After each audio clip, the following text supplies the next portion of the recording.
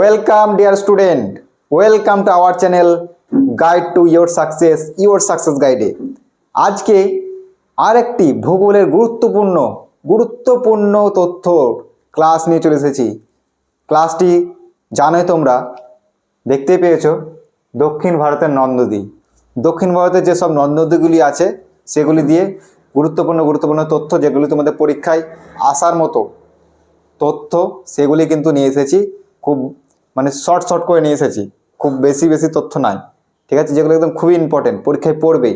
এই group C group D পরীক্ষা recently WBSSC, তারপরে তোমরা যে কোনো চাকরি পরীক্ষা দাও, এই কোশ্চেনগুলোই কিন্তু তোমাদের ঘুরে ফিরে আসবে। তো চলো ক্লাস শুরু করা যাক। আমি তোমাদের ওয়াহিদ স্যার, আমি তোমাদের ম্যাথ, ভূগোল এবং সায়েন্সের ক্লাস করিয়ে থাকি। তো আজকে ভূগোলের ক্লাস হচ্ছে দক্ষিণ ভারতের নদ নদী সম্পর্কে। প্রথমেই দেখো মহানদী, তারপরে গোদাবরী, তারপরে কৃষ্ণা। এই স্লাইডে এই তিনটি নদী নিয়ে এসেছি। পরের স্লাইডে আরও বেশ কিছু নদী আছে, সেগুলি নিয়ে আলোচনা করব। দেখো মহানদী কি? এই নদীর তীরে কটক শহর অবস্থিত। কটক শহর উড়িষ্যায় অবস্থিত। কটক শহর উড়িষ্যার একটা শহর। কটক শহরে আর আমরা কি জানি, কটক শহরটা কিভাবে আমাদের কাছে পরিচিত? নেতাজি সুভাষচন্দ্র বোসের জন্মস্থান এই কটক শহরে কিন্তু, তাই তো? তোমরা অনেকেই জানো সেই কটক শহর, সেই জন্য এটা পরীক্ষায় পড়ে যে কটক শহর, দেখো লাল কালিতে লিখেছি, এই নদীর তীরে অবস্থিত। তাহলে তোমাদের পরীক্ষায় পড়তে পারে কটক শহর কোন নদীর তীরে অবস্থিত। চারটে অপশন থাকবে, যে কোনো একটা অপশনে থাকবে মহানদী, সেটাই তোমাদের কি করতে হবে? গোল করে আসতে হবে, তাই না? সেটাই তোমাদের কি করতে হবে? গোল করতে হবে। তাহলে দেখো এই মহানদীর তীরেই কিন্তু মহানদীর তীরেই কটক শহর অবস্থিত, ঠিক আছে? খুবই গুরুত্বপূর্ণ। হীরাকুদ বাঁধ, গুরুত্বপূর্ণভাবে একটা বাঁধ তোমাদের জানতেই হবে, হীরাকুদ বাঁধ, তাই তো? এটা কিন্তু এই নদীর উপর অবস্থিত। বাঁধ মানে নদী পরিকল্পনা, ড্যাম যেটা বলো তোমরা, ঠিক আছে? নদীর উপরে যেটা অবস্থিত, জলকে রিজার্ভ করা হয়, জল ছাড়া হয়, বিদ্যুৎ কি হয়? জলবিদ্যুৎ তৈরি করা হয় এখানে, হ্যাঁ, টারবাইন ঘুরিয়ে। তোমরা জানো নিশ্চয়ই এগুলি। হীরাকুদ বাঁধ এই নদীর উপর অবস্থিত। এই হীরাকুদ হচ্ছে ভারতের দীর্ঘতম বাঁধ। দীর্ঘতম মানে লম্বাতে, বৃহত্তম বলতে পারে, একই জিনিস, মানে লম্বাতে। আর উচ্চতায় বলেছিলাম তোমাদেরকে, উচ্চতার অনুসারে যে বাঁধটি অবস্থিত, সেটা আমি বলেছিলাম কি ভাকরানাঙ্গাল। সম্ভবত ওটা ভাকরানাঙ্গালও হতে পারে, বা ওটা হতে পারে তোমাদের তেহেরি বাঁধ, ঠিক আছে? দুটোর মধ্যে একটা হতে পারে। হ্যাঁ, তেহেরি বাঁধটাই করে আসবে আমার যত সম্ভব মনে হচ্ছে। আমি ভুল বলেছিলাম, ভাকরানাঙ্গাল আগে ছিল, এখন দ্বিতীয় উচ্চতম হয়ে গেছে এটা, আর প্রথমে চলে এসেছে তেহেরি বাঁধ, ঠিক আছে? ওটা ঠিক করে নেবে। হ্যাঁ, তাহলে হীরাকুদ বাঁধ এই নদীর উপর অবস্থিত, ভারতের দীর্ঘতম বাঁধ এটা, এবং পৃথিবীর বিশ্বের মধ্যে দ্বিতীয় দীর্ঘতম এই হীরাকুদ বাঁধ। মনে রাখবে কিন্তু, সবগুলো গুরুত্বপূর্ণ, এইভাবে তোমরা নোট করবে খাতায়, ঠিক আছে? তোমরা ডবল কালার ইউজ করতে পারো বা সিঙ্গেল কালার ইউজ করতে পারো, কিন্তু এইভাবে নোট করবে। এর শর্ট ভাবে তোমরা পরীক্ষার আগে রিভাইজ করতে পারবে, তাড়াতাড়ি পড়তে পারবে, এবং তাড়াতাড়ি তোমাদের মুখস্থ হয়ে যাবে। নিজের নোট করা তাড়াতাড়ি মুখস্থ হয়ে যাবে। বুঝতে পেরেছো? তালচের জলবিদ্যুৎ কেন্দ্র এই নদীর ওপর অবস্থিত। তালচের জলবিদ্যুৎ কেন্দ্র কিন্তু এই মহানদীর তীরে অবস্থিত বা মহানদীর ওপর অবস্থিত। গোদাবরী, দেখো গোদাবরী কত দীর্ঘতম?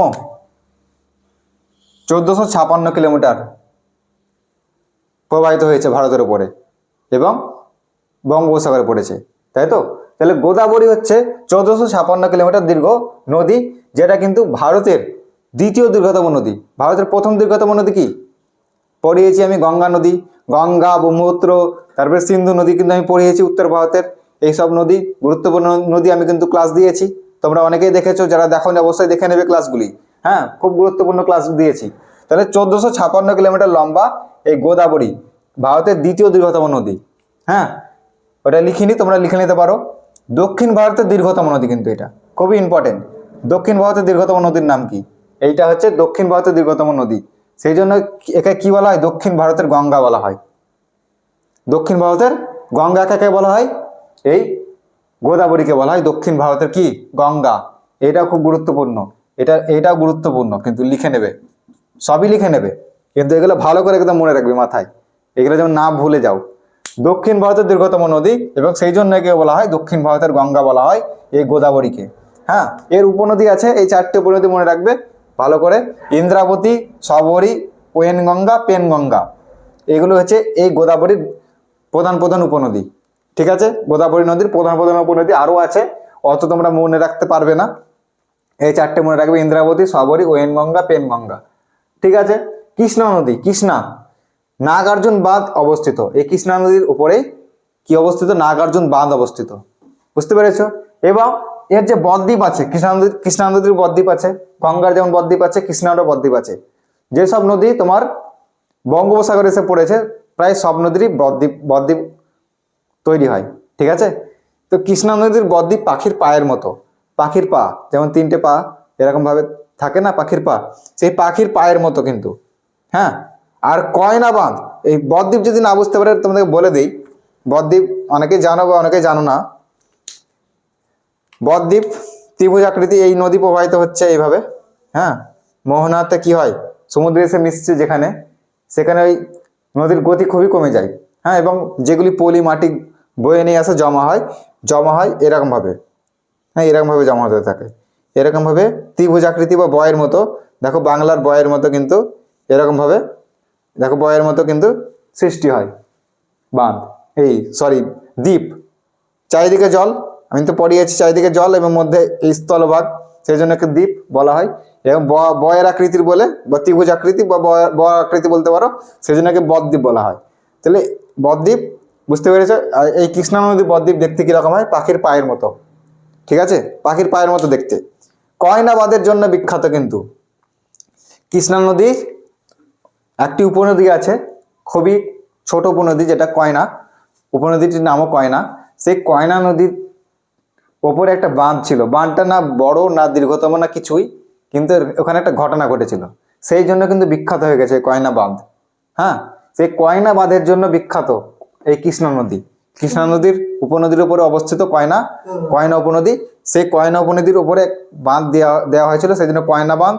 এবং কয়না বাঁধ কি জন্য বিখ্যাত? 1967 সালে একটা ভূমিকম্প হয়েছিল, এত জল রিজার্ভ করে রাখা হয়েছিল। বাঁধে কি হয়, ড্যাম বা বাঁধ যেগুলোতে বলে জল রিজার্ভ করে রাখা হয় এবং সময় মতো ছাড়া হয়, এবং টারবাইন ঘুরিয়ে, বলেছি একটু আগে বললাম যে জলবিদ্যুৎ তৈরি করা হয়। এবার কি হয়, ওইখানে রিজার্ভ করে রাখা হয় এত পরিমাণে জল, তলের শিলা বা প্লেট বলতে পারো, যে জল রিজার্ভ ছিল তার নিচে যে প্লেট বা শিলা, ওপরে তো আছে জলগুলো রিজার্ভ হয়ে আছে, তো ওই এত চাপ পড়ে এবং শিলা হয়তো দুর্বল ছিল, তার ফলে কেউ ভেঙে যায় এবং ভূমিকম্প হয়। 6.66 রিক্টার স্কেলে ভূমিকম্পর মান পাওয়া যায়। এবং এই ভূমিকম্পে 177 জন লোক মৃত্যু হয়, 177 জন লোকের মৃত্যু হয়, এবং প্রায় কয়েক হাজার লোক কি হয়, আহত হয়েছিল এই ভূমিকম্পে। সেই জন্য এই ভূমিকম্পের জন্য কিন্তু এই কয়না বাঁধ, এই ঘটনার জন্য কিন্তু কয়না বাঁধ সবার কাছে পরিচিত হয়। এবং তোমাদের পড়তে পারে যে কয়না বাঁধ কোন নদীর উপর অবস্থিত? কৃষ্ণা নদীর উপর অবস্থিত।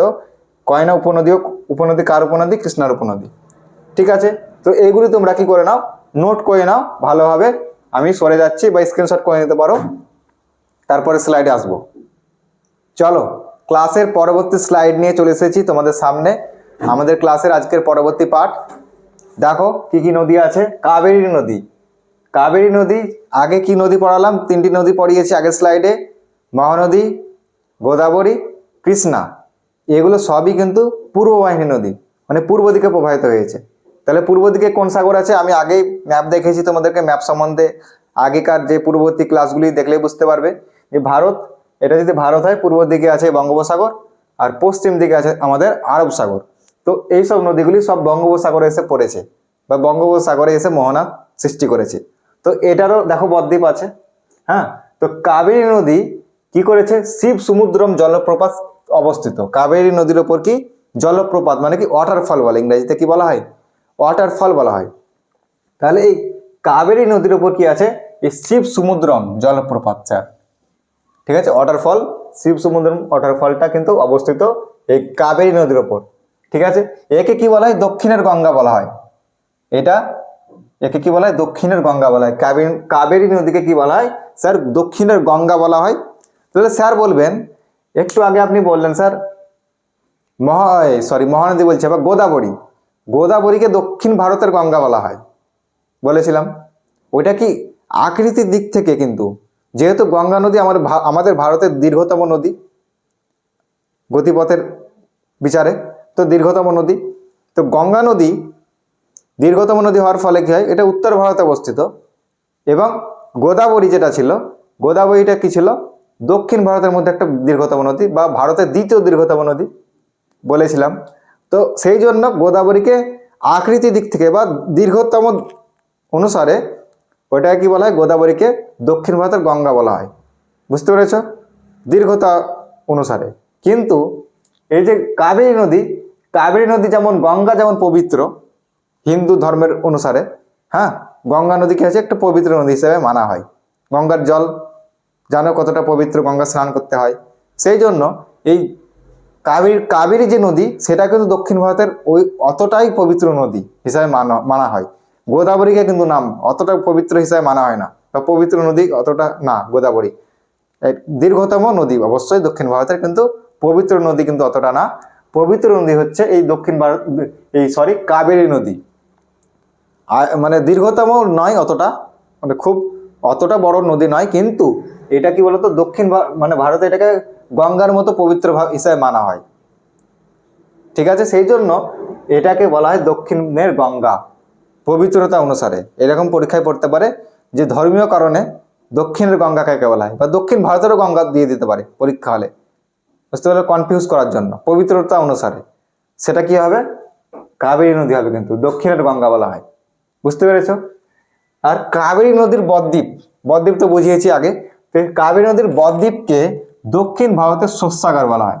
তাহলে দক্ষিণ ভারতে, এটা খুবই ইম্পর্টেন্ট কোশ্চেন, পরীক্ষায় দেখবে পড়বে, বা কোনো অনেক পরীক্ষায় পড়েছে। যদি তোমরা কোশ্চেন নিয়ে ঘাটাঘাটি করে দেখতে পাবে যে স্যার দক্ষিণ ভারতের শস্যাগার বলা হয় কোনটাকে, দক্ষিণ ভারতের শস্যাগার বলা হয় এই কাবেরী নদীর বদ্বীপ, কাবেরী নদীর বদ্বীপ অঞ্চলকে কিন্তু দক্ষিণ ভারতের শস্যাগার বলা হয়। খুবই ইম্পর্টেন্ট কোশ্চেন, বারবার পরীক্ষায় পড়েছে। নর্মদা নদী হচ্ছে বিন্ধ্য সাতপুরার মাঝের গর্ত উপত্যকার মধ্যে দিয়ে প্রবাহিত। এটা যখন আমি সাতপুরা বিন্ধ্য পর্বত মানে ওই উপদ্বীপীয় মালভূমির পড়িয়েছিলাম, তখন কিন্তু এটা বলেছিলাম এবং লিখেও দিয়েছিলাম।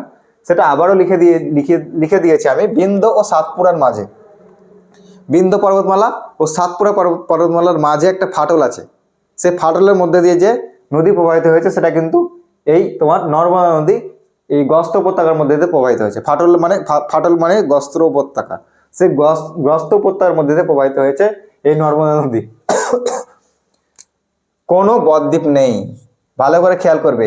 এই যে নর্মদা, তাপ্তি, সবরমতী, সরাবতী, ঠিক আছে, যে নদীগুলি আছে এগুলি কিন্তু এবার কিন্তু পশ্চিম বাহিনী নদী।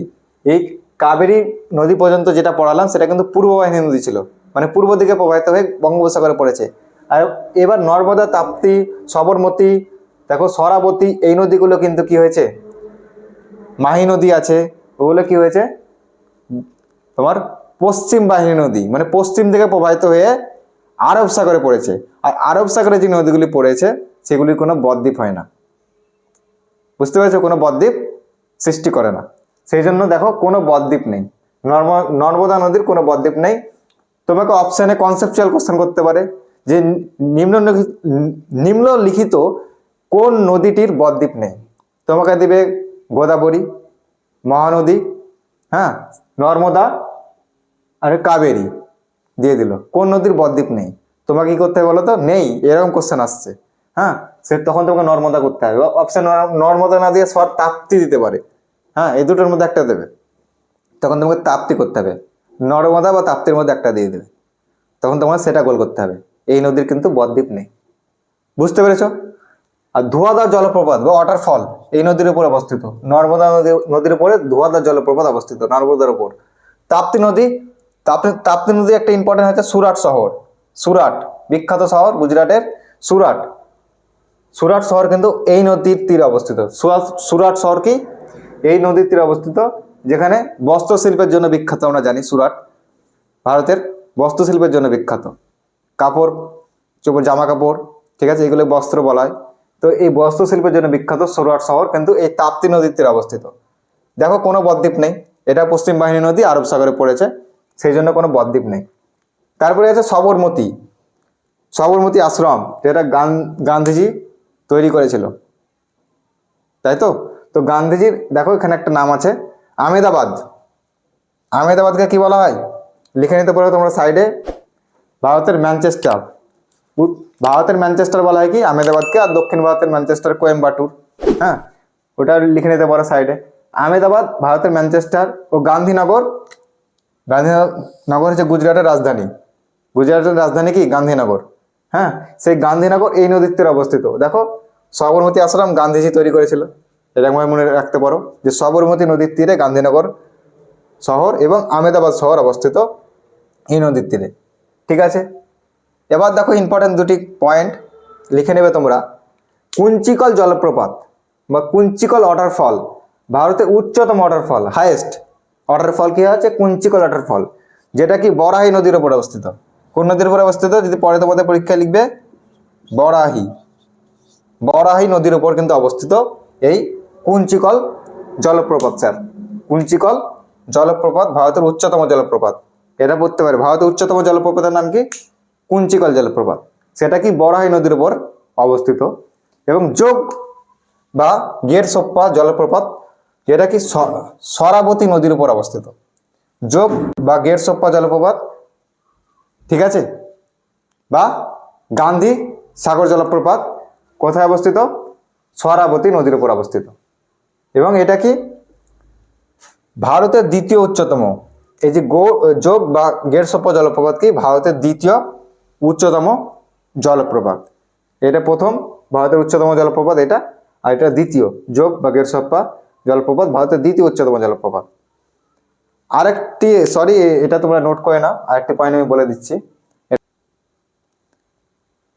তোমরা নোট করে নিয়েছো বা স্ক্রিনশট করে নিয়েছো, তাহলে দেখো যোগ বা গেরসোপ্পা জলপ্রপাতের আর একটা নাম আছে মহাত্মা গান্ধী জলপ্রপাত। আমি মুখ ফসকে গান্ধী সাগর বেরিয়ে গেছে, গান্ধী সাগর একটা আছে।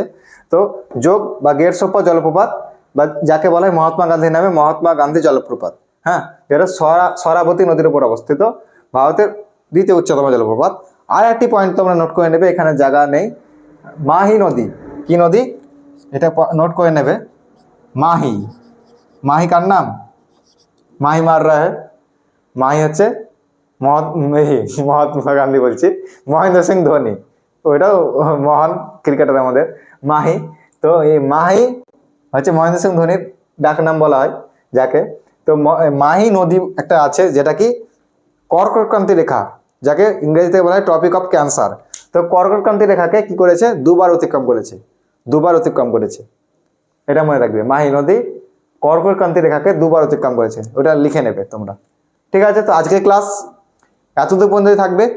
নিশ্চয়ই আজকের ক্লাস খুব ভালো লেগেছে এবং অনেক ইনফরমেশন পেয়েছো তোমরা পরীক্ষায় পড়ার মতো। এর মধ্যে থেকে তোমাদের কোশ্চেন আসলে, এই দক্ষিণ ভারতের নদ নদী থেকে কোশ্চেন আসলে কিন্তু এইগুলোর মধ্যেই তোমাদের গ্রুপ সি এবং গ্রুপ বিতে অবশ্যই এর মধ্যে থেকে পেয়ে যাবে আশা করি। তো অবশ্যই যদি ক্লাস ভালো লেগে থাকে ক্লাসটিকে লাইক করবে এবং তোমাদের যে মতামত বা তোমাদের কোনো ডাউট থাকলে অবশ্যই কমেন্ট করবে। এবং চ্যানেল বলতে গেলে তোমাদের হোয়াটসঅ্যাপ গ্রুপের লিঙ্ক এবং টেলিগ্রাম চ্যানেলের লিঙ্ক ভিডিও ডেসক্রিপশানে আছে। এই চ্যানেলের যে টাইটেল আছে, এই সরি ক্লাসের যে টাইটেল দেখতে পেয়েছো দক্ষিণ ভারতের নদ নদী, সেখানে ক্লিক করো, দেখো ডেসক্রিপশন বক্স খুলে যাবে, সেখানে কিন্তু তোমরা লিঙ্কগুলি পেয়ে যাবে।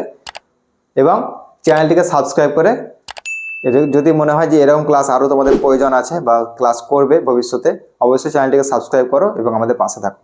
ধন্যবাদ।